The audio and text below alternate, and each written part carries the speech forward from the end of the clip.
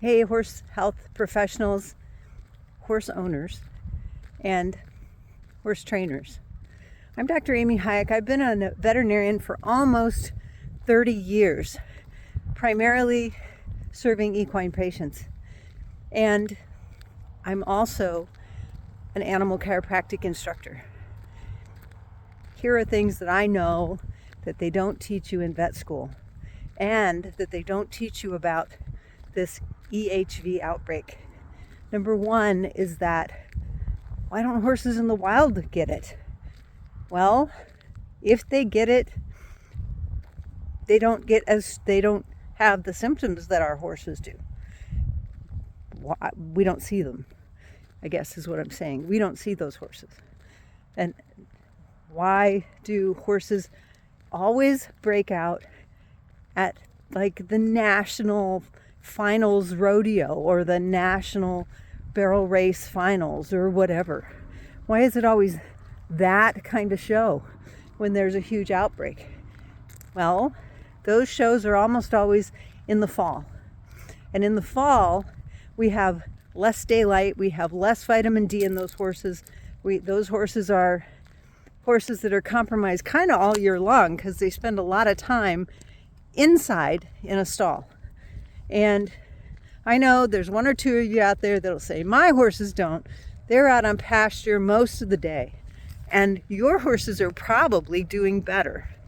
The other thing that happens to these horses is that they're fed pretty highly inflammatory diets.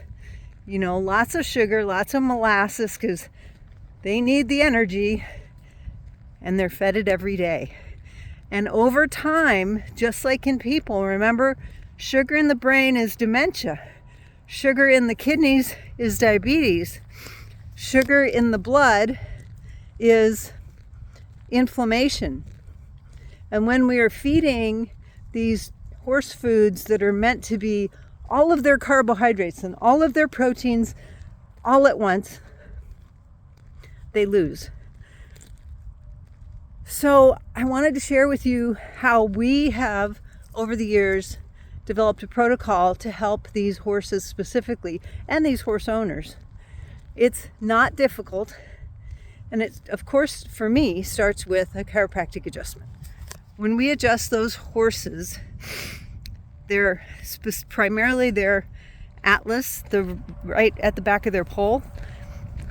We are opening up the communication between their brain, their immune system, and their body, and allowing it to be able to process the information coming in so that their body can respond to the inflammation and the virus and the changes in their metabolism that are causing these things. So that chiropractic adjustment is like key point number one. I've shared this even with my friends at Texas A&M, and they will probably be implementing it in horses that come to them because they are certified in animal chiropractic there. That said, those horses probably need an atlas adjustment every single day until their symptoms subside, in part because the virus is pretty strong and continues to stimulate that nervous system. When that nervous system continues to get that same stimulation, it has a tendency to either become stronger or weaker in that area. The second big thing we do is we recommend a more anti-inflammatory diet for those horses. And we like to use a diet that we developed ourselves, specifically based on prior use of the same diet formula back years ago when there was a national outbreak of EHV1. It happened, and 4, I guess. It's 1 and 4. It happened, I want to say in 2010 or 11, something like that. It was everywhere. It was all over the country, and my clients who were on this food, which is called Boss Equus, Blue Ocean Sky Equus, also found at thehorsefood.com, you manage those horses by checking their temperatures daily. Because what you'll find is most of those horses start off with a suboptimal temperature. And those are the horses who have the most possibility of being infected by viruses like EHV, equine herpes virus.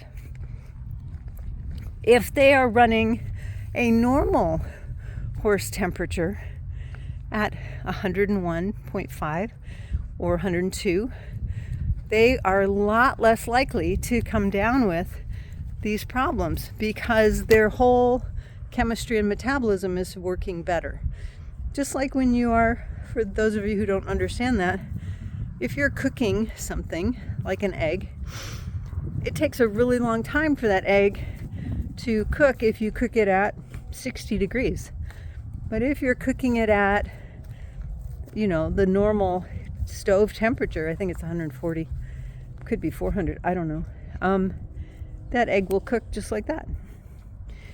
For more information about how you can utilize an anti-inflammatory food for your horse to protect them from viruses that float around in the environment, find us at thehorsefood.com.